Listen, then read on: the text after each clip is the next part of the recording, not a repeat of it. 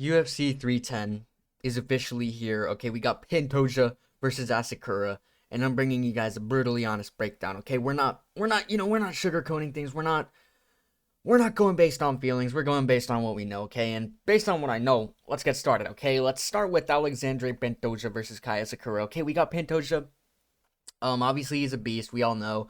We love Pantoja around here. He is quite possibly one of the greatest fighters of all time. Definitely up there with the all-time greats. But we got Kai Asakura here too, who this guy's been building himself as one of the best contenders in the UFC. We've seen him fight various guys in the UFC and earn his way up to the top, and really go through the who's who of the flyweight division. And this guy's biggest rivalry is with Manel Kape, and obviously that's a great sign because Manel Kape, he's just such a great fighter.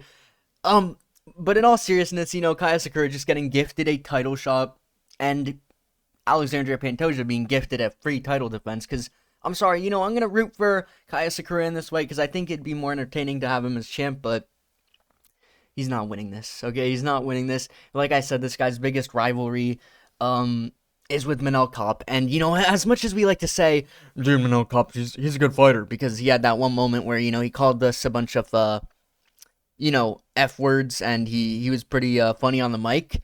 He's really not that good, and he's not even that entertaining in all honesty. Like, if this guy's name were Muhammad Cap, I feel like, a lot of these fans would not be on his side so much, but, yeah, so, Manel Kape losing to him, not the best look, and, I'm not gonna pretend I'm one of these nerds who's watching, all of Kai Asakura's fights, and, I've done a deep tape study on this.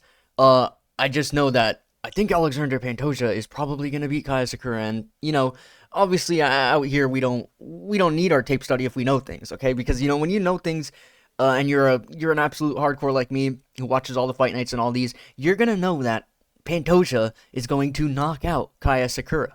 Okay, I'm gonna tell you this right now. Round 3, overhand right. Obviously we've seen Alexandre Pantoja knock out Islam before with that overhand right, so I think he could just knock out Kai Asakura with an overhand right. But yeah, that's my official prediction. Knockout, overhand right. I don't want to talk about this for too long because I'm not going to lie. Am I excited for this? Yes, because it's going to be a good fight. I can guarantee that. But, I don't care. Kai Asakura could win. That would be great if he won because we'd have a lot more stuff going on in the flyweight division. But at the end of the day, it's the flyweight division. And do I think Kai Asakura is going to win? No. I'm not gonna sugarcoat it, and I'm not gonna say, well, I could really see him landing that, a knee up the middle, and he's gonna soccer kick Pantoja.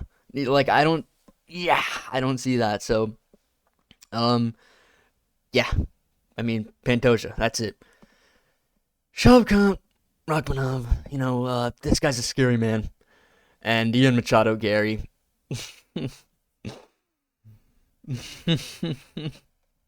I'm actually gonna go Ian Garry. I'm not even joking.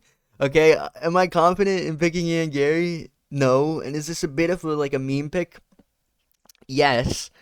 But at the same time, I just think Shavkat's a bit overrated, okay? And I genuinely, okay, I'm not super confident in picking Ian Garry. I'm gonna be picking him by decision, obviously, because he's not gonna finish. He's too soy. He's almost, it's so hard to pick Ian Garry, but I want to pick him. I'm not confident in him, though.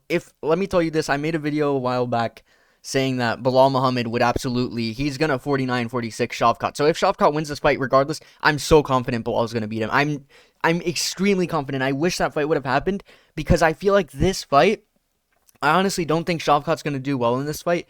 And I feel like that's when more people are going to start picking Belal, and my pick's not going to look as good because, Shavkat might get exposed in this fight. But regardless, Belal Muhammad 100% beats this guy. And, Ian Garry, he's a bit of he's like an Israel Adesanya, right? This guy's obviously like an Izzy with his level of striking. And, they both edge out these close decisions, right? Izzy, and Ian Garry. Maybe you could even say he's like a Leon Edwards, almost, right? Where he's going to a boring decision, he's edging it out. He's always doing a little bit more than his opponent. I think that Ian Garry is just going to beat Shavkat. He's just going to pick him apart at range. He's just going to show him who the real best striker in the UFC is. And, the reason I can say this about Shavkat, and I know a lot of people go, bro, how do you not like Shavkat? because I genuinely, I don't, it's not that I don't like him. He's just, I'm like indifferent about him. I think he's honestly too overrated, and he's not the most entertaining. Sure, he has, you're gonna say, well, he has 18 finishes. All of his fights are finishes. He's entertaining as fuck. But no, you guys don't watch back these fights. You guys don't watch back the fights. If you watch back the fights, watch back an Ilia Topuria fight. You're constantly entertained. That's why he's one of my favorite fighters. Watch back a Shavkat fight. You're fucking, this guy's smudging. He's smudging, okay? I know Ian Garry's boring too, but I'm sorry, Shavkat's not that entertaining. Sure, the finish itself is entertaining, but, bro, I can't. He's like holding Wonderboy up against the cage. And, he had a good scrap with Jeff Neal, I guess, but I'm sorry, bro. I honestly, listen, if I had my pick for welterweight champ, it'd probably be Prates. Carlos Prates is a beast, okay? That's who Shavkat Rakhmonov aspires to be, okay? He wants to be Carlos Prates, but instead he's gonna exploit whatever you're worst at, right? I'm sure he'll go towards Ian Garry's, I guess wrestling, it would be the weakness in Ian Garry's game, and he's gonna try and take him down. He's gonna shoot some takedowns, but Ian Garry's gonna be able to keep this at range. He's gonna use those leg kicks. Obviously, he's actually got a smaller reach. He's got a Choi reach, which is pretty sad to see. And he's got the same leg reach. Dude, you'd think that Ian Garry is like this long-rangey, wiry striker, the way he speaks about it, but he's not. Oh shit, he's not though. Like it's kind of sad to think about, but I don't know why. I just I got this gut feeling, and obviously my gut feeling's not lying to me, but I just think Ian Machado Gary's going to pull it off. He's going to pull off a 48-47. People are going to be pissed. It's going to be another one of these close decisions that people are going to be like, bruh, Ian Garry just robbed the fuck out of Shavkat. But I don't care, man. I think it's going to happen. I'm going to say it's going to happen. And yeah, that's a great underdog bet. Picking Ian Soy Garry. Definitely great. Cyril Gane versus Volkov. I'm about to go fucking 0-5 on the main card, bro. I'm picking Volkov, okay? I'm just not picking a Frenchman. Listen, I gotta obey my my rules of not picking the French, because I picked Benoit, right? I remember I said, listen, I don't usually pick French guys, but Benoit is just a different beast, right? I'm gonna pick Benoit against Moicano, and Moicano just shuts him out. I'm sorry, even though I think Cyril Gane should win this, I'm just gonna obey my rule. And Volkov, Volkov is a different beast now. He's not the same guy he used to be. So, Cyril Gane might have been able to edge out a decision over Volkov back in the day. But, this ain't the same Volkov. This is a different beast. And I think Volkov's going to be trying to exploit that, that ground game of Cyril Gane. He's going to try to take it down, mix in some takedowns. And, yeah, and then I think he's going to win by just decision, control time-based decision, where if Volkov goes in here, it's really bad to pick Volkov, bro, because I think he had an injury, and he was the reason why they delayed this fight. But, Volkov, he's just a different beast, okay? He's going to be able to mix in some takedowns, they'll probably get stuffed, but he'll hold him up against the fence, he'll be a little boring even. Cyril Gane, he has no KO threat at the end of the day, so he's not going to be, Volkov's not going to be too worried about that, right? And I'm hoping that Volkov can just, he's able to mix it up properly, and he's able to win a nice little decision. Maybe incorporate those leg kicks in there. Okay, he's got a nice little reach in there. And I just think that Volkov is just gonna be on a different level compared to a guy like Cyril Gane. Cyril Gane, I know we all have to say he's the best striker at heavyweight, but Volkov it wasn't his day when they fought. Okay, and we all know in reality Volkov is he's the guy right behind Tom Aspinall. And Cyril Gane's gonna get humbled, okay? This guy can't be out here filming, movies. He's gonna be focused on the game. He's gonna have his head in the game. Yeah, he's really gonna be taught. It's gonna be like a wake-up call, of sorts. And then, after Volkov beats him, we're gonna see Jelton Almeida beat him, and then we're gonna see, Marcin Tybura is gonna come through and beat him, actually. And then, Kennedy Njoku is gonna come in there and beat him. And you know what? It's gonna be a Cyril Gane downfall. Let's see. We've got through 3 fights. Okay. 3 fights. Bryce Mitchell versus Kron Gracie. All right, let's not drag this out. Bryce Mitchell, this is great. I love to see Ilia Topuria victims on here, because Ilia Topuria, I've said this before, he quite literally has the best opponent's win-loss ratio, right? If you look at the win-loss ratios, you see this debate about GSP had a way better win-loss ratio of his opponents compared to John Jones, right? Like maybe it's like a 80% win-loss ratio or something. Like Ilia Topuria has a really fantastic win-loss ratio when it comes to his opponents. Like if you look here, 16 wins, 3 losses, right? That's looking pretty good there, right? So, we're going to want to build that up to 17 wins just to help out Ilia Topuria's legacy a little. And I think this is a free win. This is just obviously a free win. Kron Gracie is a, straight out of the 70s, this guy. He thinks, we can just walk in here with his jiu-jitsu. They're just giving him a free ranking shot for no reason. Kron Gracie's pretty much a disgrace at the end of the day. Okay, I don't care. I know he got his little submission over Bruce Leroy, Alex Caceres, but this ain't no walk in the park, okay? This ain't no walk in the park. This is Bryce Mitchell, right? I love Alex Caceres, but that was a fluke win, okay? We all know what would have happened if he didn't get that submission. But Bryce Mitchell here, he's gonna teach him the country way. He's gonna just toss around Kron Gracie, and people are gonna be saying, they're gonna be saying, people forget, man, Ilia Topuria beat this guy. He submitted this guy, and a guy like Kron Gracie, he's super accomplished in his jiu-jitsu, and he's a submission, specialist. He can't submit Bryce Mitchell, but Ilia Topuria can. What does that mean about Ilia Topuria? That means he's gonna submit Islam. That's what it means. I'll tell you right now. Anyway, fantastic win for Bryce Mitchell. I'm glad they're giving him a free win, against a soy boy in Kron Gracie. Nate Landwehr, versus Choi. Now, listen, this is going to be one of the best fights that we've ever seen. Okay, I'm guaranteeing that this will be fireworks. Choi, he's a pretty good, marauder.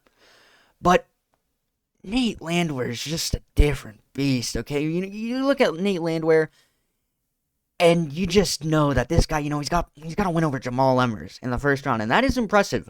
Okay, I know the name doesn't necessarily, stick out to a lot of these guys who are just tuning in for, a quick little pay-per-view main card. But the guys that watch all the fight nights, they understand how impressive that is. Okay, that's an impressive win. And he might have lost to Herbert Burns back in the day, which is pretty embarrassing. I'm not gonna lie, he might have got knocked out by Herbert Burns with a knee, right? But we do want to see that. We do want to say that Nate Landwehr, he has improved. Nate the Train, okay, he has improved, and we know that he really is a beast. Okay, that was a fluke win from Herbert Burns. Obviously, that would never happen again if they fought 300 times. But Herbert Burns had his lucky win. Choi, could he have his lucky win? Sure, he could land something lucky and knock him out in the first round. But Nate Landwehr, this guy's built tough. Okay, he's got a heart of gold. And he's ready to go in there and scrap and put on an absolute show. And I'm going to be picking Nate Landwehr by a 29-28 decision. I know this, you're going to say, what are you talking about, decision? Why is this going to go to decision? These guys are both absolute marauders who are looking to knock out their opponents. But I'm just seeing actually, nah. I'm going to pick Nate Landwehr by knockout. Second round knockout around the 3-minute 21 mark. Okay, that's what I'm picking Nate Landwehr by. And he's going to lose the first round. Okay, he's going to lose the first round. He might be in trouble in certain parts, and they're going to be on the commentary team saying, "Oh my God, Nate Landwehr, yeah, you better cover up." And he's going to get knocked out, or he's going to knock out Choi in the second round. Dominic Reyes, the man to beat John Jones, versus Anthony Smith. One of John Jones's most impressive wins. So we got the John Jones Slayer, and then we got the John Jones victim who, obviously builds up John Jones's great legacy. A win over Anthony Smith does wonders for your legacy. But Dominic Reyes, he's coming back, right? He's on an upwards trajectory. He's got that knockout. Sure, we know he's very chinny, right? Obviously. But dude, losing to Yuri Prochazka is no shame, okay? Yuri Prochazka, we all know that this guy is the real champ. Yuri's the real champ. He's my boy. He, obviously he had 2 fluke losses to Alex Pereira. Those were complete flukes. Okay, you run that back. As Michael Chandler likes to say, I beat Alex Pereira 9 out of 10 times, even though I've lost to him 2 times, right? And Michael Chandler loves to say that he beats Charles Oliveira 9 out of 10 times, even though he's lost to him twice. Well, it's the same thing for Garry. Okay, Alex might have got his lucky wins over Garry, but in reality, Gary's just a different beast. And Dominic Reyes, he got KO'd by Garry, but there's no shame in that. He's got the Jan Blachowicz loss, he's got the Ryan Spann loss, all those knockouts. But there's no shame in that. Ryan Spann, he's a beast, and I know Anthony Smith's beat him, but I just feel like Dominic Reyes he's coming back, okay? And on the other hand, Anthony Smith, he's kind of in this depression state where he doesn't really know what he's doing. He's still fighting. He's probably trying to work his way up to his 60th fight, and then he's gonna retire. So I see this going about like Dominic Reyes third round knockout of Anthony Smith. Probably not a fault line, just a simple TKO. Lionheart's gonna, he's gonna unfortunately give up in the third round and pretty much just get TKO'd, and then that's it. Anthony Smith, he's gonna call out John Jones, and they're gonna do a big fight. John Jones, he does not want to fight Tom Aspinall, but he wants to get that win back, from Dominic Reyes, right? He knows he lost that fight, so what's gonna happen is Reyes is going to call out John Jones, and John Jones, being the big man he is, he's going to say, listen, Tom Aspinall has improved himself, but Dominic Reyes, on the other hand, I think I'm going to fight him, and we're going to do a super fight. And so that's what's going to happen.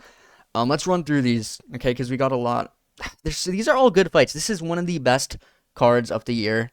So let's just run through this, okay? Because we don't want to talk about every fight for too long, but listen, Themba Gorimbo, I'm picking him to win. A boring decision. He is a boring fighter at the end of the day. Colby Covington did train this guy as a youngin'. And, if Colby's training you, you're guaranteed to become, quite boring. But, Luque, he's unfortunately not the same guy he used to be, right? And I don't need to talk about this. We've all talked about this. So, Hamburger Rainbow's winning that. Now, on the other hand, this is a fight that I'm actually entertained by and I'm very intrigued by. And, a lot of people were saying, this is just going to be a crotch sniffing fest. But explain to me how two wrestlers going up against each other is going to be crotch sniffing. Explain to me. Just explain to me, because I'm sick of people acting like this is a boring fight. And I'm not even trying to be one of these fake hardcores by saying, yo, this is going to be a fight of the year. But it's going to be a fucking good fight. Okay, I'm sick of people bullshitting and saying that, nah, bro, it's going to be crotch sniffing. How are they going to crotch sniff each other? Okay, they're both wrestlers. It's going to be a good fight. I actually see this being one of the fights of the year. Okay, maybe not that far. It's going to be a good fight, though. And I think, even though Movzar, everyone's saying that he's going to win, I think Aljo's going to pull this out. Aljo's going to remind people who he is. Okay, he is still the champion down there at bantamweight. And, he's going for double champ status, right? He never lost that belt at bantamweight, right? That Sean O'Malley fight, that was an early stoppage, okay? So, he technically never lost his belt. He just moved up. And he's going for that double champ status. And I think that, Movzar,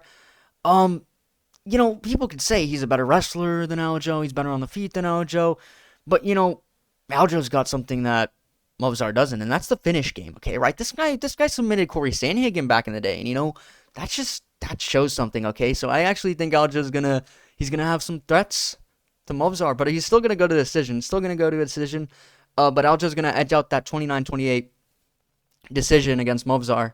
And, and then he'll get chinned by my goat Topuria. Okay, now we got another one of my goats here, Brian Battle. He's going to box up Randy Brown. We got to run through these, okay? This is going to be too long. But, Randy Brown, he's really not, he's not built for this game compared to a guy like Brian Battle, okay? Say what you want about Randy Brown, but Brian Battle's a different beast, okay? I've been hyping up Brian Battle for a while now. And we've been Brian Battle fans for quite a bit. And we just know that Brian Battle is on a different level, okay? He's going to be mixing up that gritty style. And he's going to be marching through Randy Brown's, kicks and all this. And he's not going to give a shit what's coming back to him. And he's just going to keep plodding forward and keep going forward and, hitting a couple punch, like a 4-punch combo on Randy Brown's chin, and that's going to put down Randy Brown, okay? And around the third round, I know a lot of people are expecting this to go to a decision, but Brian Battle's he's gonna show up, and he's gonna do what he does best, and he's gonna land a big punch combo and 50-punch combo on Randy Brown's chin, and he's gonna go out. Okay, it's gonna be a nice TKO, and Randy Brown continuing on his legacy. What a guy, Chris Weidman versus Eric Anders. This is the fight that, everyone cares about. I'm picking Chris Weidman. Do I have a reason? Yes, I do have a reason, and it's because Chris Weidman has better name value than Eric Anders. And, the UFC at the end of the day, it's all, obviously we all know it's staged. And Chris Weidman, they already picked him to win. I already got the script, so Chris Weidman's winning. Joshua Van, Joshua Van, am I worried that he's going to lose this? Yes. But am I going to pick him? Yes, because, Joshua Van's a beast. Okay? Joshua Van, listen, he's like Max Holloway, right? Lucas Tracy likes to say this guy's like Max Holloway in the flyweight division. And he is, but he doesn't have the chin. But still, regardless, you don't need a chin to fight like Max Holloway, obviously. And, Curdy Durden, sure, he's an alright fighter, right? Many people could argue that he's actually doesn't deserve to be the underdog in this fight, but Joshua Van's just a different beast, okay? And that's what it boils down to. I want to speed through these last ones. Michael Chiesa's winning this one. Chase Hooper, we all know he's winning this one. Wait, I gotta officially say when I'm picking them by, though. Joshua Van, I'm picking by a 29-28 decision. Michael Chiesa, I'm picking by a submission. Whatever round you want. Chase Hooper, I'm picking by a TKO, ground and pound, round 2. And Kennedy Njoku, I'm picking by a KO, round 2. Wait, this guy's Polish though. Poland's pretty strong, so I'm actually gonna pick him by a decision, and it's gonna be a split decision. But Kennedy Njoku's gonna win it. All right, that's it for the the brutal breakdown, brutally honest breakdown. And yeah, make sure to subscribe and like, and yeah, make sure to agree with my picks, place these bets, and you're gonna be a millionaire.